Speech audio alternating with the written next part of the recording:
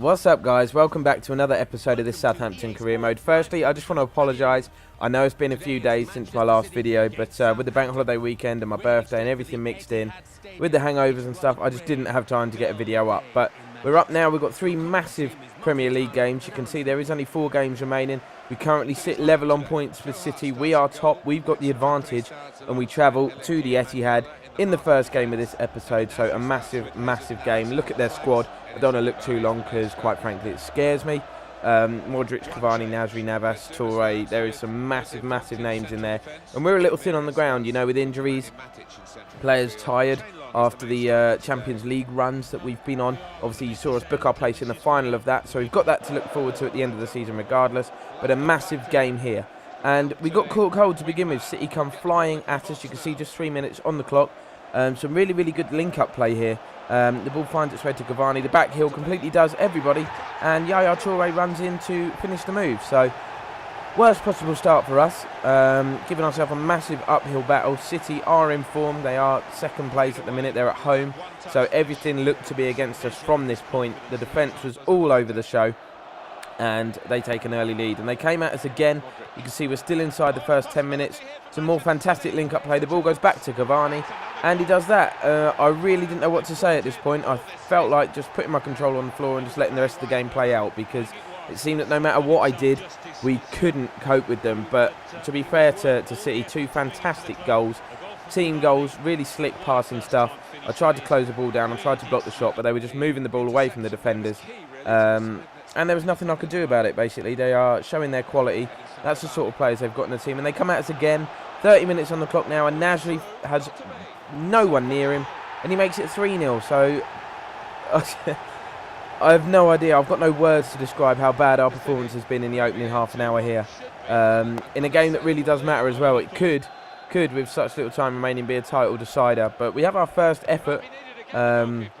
35 minutes on the clock, and it's an effort from a set piece. We couldn't create anything from open play going forward, and Joe Hart pulls off a great stop. But we moved into the second half, and we knew that if we had a chance to get anything from the game, we'd need to score the first goal. But that happened. This time it wasn't City that scored. We did technically score the first goal, but it was in the wrong net. Jose Fonte makes it 4-0 to Manchester City, and we're playing for pride now. We just want to get a few goals back to make the scoreline less damaging. And Munir does just that in style. He hasn't played a lot, eager to show everybody what he can do, and that is a little glimpse of his quality. He hasn't shown it much this season, but contender for goal of the season there. He just gets it onto his left foot, creates a bit of space, uses the defender as a shield, and curls the ball into the top corner. But half an hour to go. We know a comeback is very unrealistic, but we create another chance here, and Mane finds himself through on goal, and another decent finish. So a couple of positives. I wanted Mane to pick the ball up here, but he was just going to enjoy his moment. Why not? Milk it, mate. You haven't scored too many, but you know, why not? Just enjoy yourself. We're a bit annoyed with that, but the fans seem happy enough. It's been a good season regardless. But we still want to get ourselves back into this game. 25 minutes to go now. The lead cut to just 2. So we thought if we could get a point here, we'd stay top, and it would be enough. And Nathaniel Klein almost made it 4-3 with that effort from about 40 yards. Would have been goal of the season for sure. It was kept out, but from the resulting corner, we get a header in on goal. Joe Hart tips it up onto the crossbar, makes a right hash of it, and then Greaves Callaghan reacts the fastest. 4-3. 10 minutes to go in the game, plus stoppage time. The comeback is now realistic. Don't know what Joe Hart was doing. Twice he messed up there. He should have palmed it over to begin with, and then when it come off the bar, he should have just caught it or dealt with it better than what he did. But we're into stoppage time now, and City killed the game off. Some fantastic link-up play once again. We could not deal with that man Cavani up top. I was so angry I actually skipped the replay, so apologies that you couldn't see that. But they made it 5-3, and that was game over. So 3 games remaining in the Premier League, and City have a 3-point advantage over us. So a very, very disappointing result. But off the back of some midweek Champions League action, we've secured our place in the final in that. You can't blame the players for being a little rusty. But time now to dust ourselves off and go at it again. We welcome Aston Villa to St Mary's. And we're going to have a look at the league table now, where you can see the extent of the damage of that defeat to City. We have gone from top to 4th. We've dropped 3 places after just 1 game, so really, really disappointed with that one. But you can see again the squad down to the bare bones. It was this sort of time in the season last year where a couple of defeats cost us the title. We were desperate for that not to happen again. We knew we had to just hold it together, but a couple of teams around us as well, they're facing similar problems. Their squads are tired, so we have no excuses whatsoever, apart from the fact they probably had a midweek hangover from the Dortmund Champions League second leg. You see us book our place in the final, so we've got that to look forward to at the end of the season regardless. So we are buzzing with that, but no room for error here in the Premier League. If we were going to challenge for the title, which we wanted to do, we've been up there all season, we were going to have to win, and we're going to have to get back to winning ways right now in this game against Villa. But you can see they come forward. It was a very, very lively start to the game. You can see a good bit of play there and better connection on the shot, and they were going to go 1-0 up. But we come back at the other end, like I said, end-to-end stuff. Shane Long with a fantastic volley from 20 yards, forcing Brad Guzan into a super save. He was quite fortunate the way the ball fell for him, Long. But no hesitation when you're in form and you're scoring goals. You've got no worries about hitting a shot like that. And it was a great save from Guzan, and we didn't deal with the Villa cross here, and Benteke somehow, as you just saw, headed the ball over from 2 yards. So we're very thankful to Christian Benteke, because going behind would have given us a massive uphill battle to climb.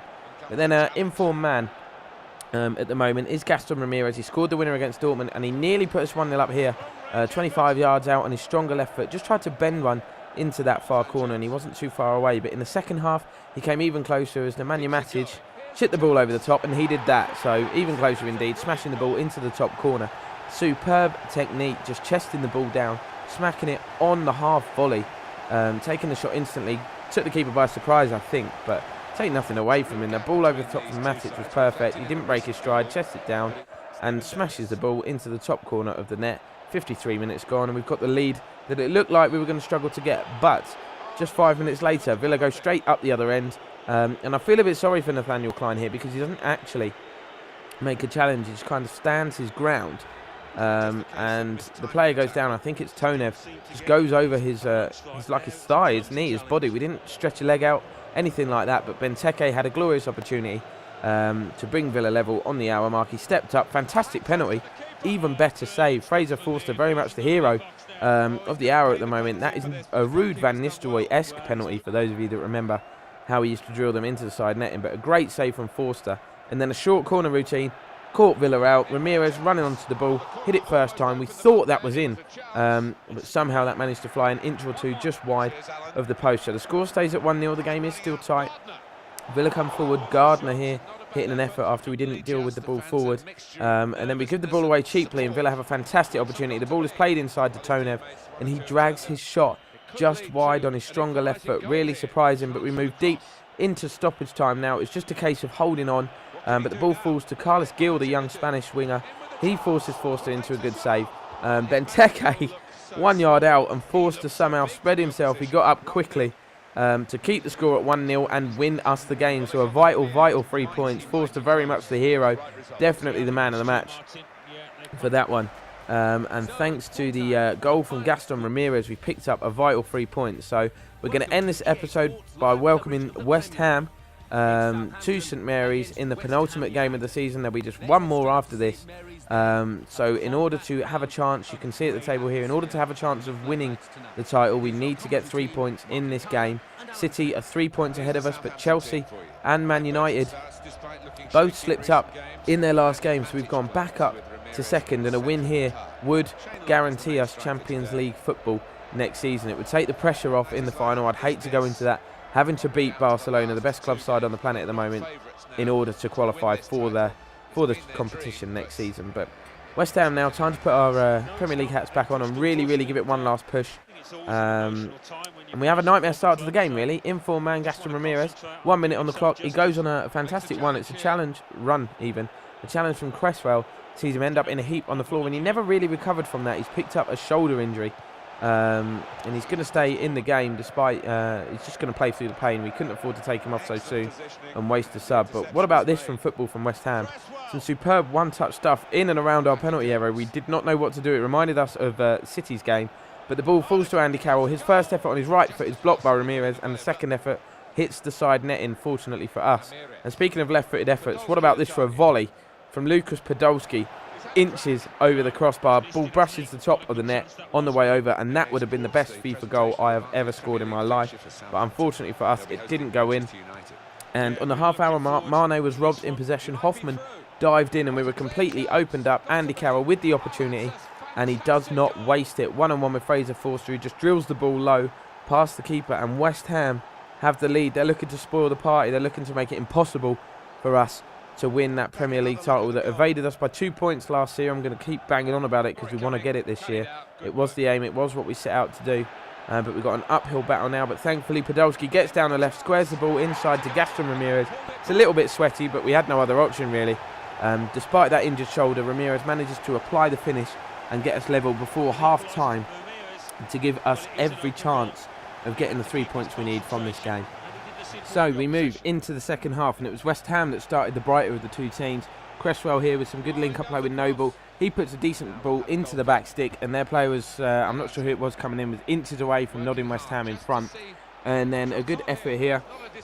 I'm not quite sure who it was again, but they created some space.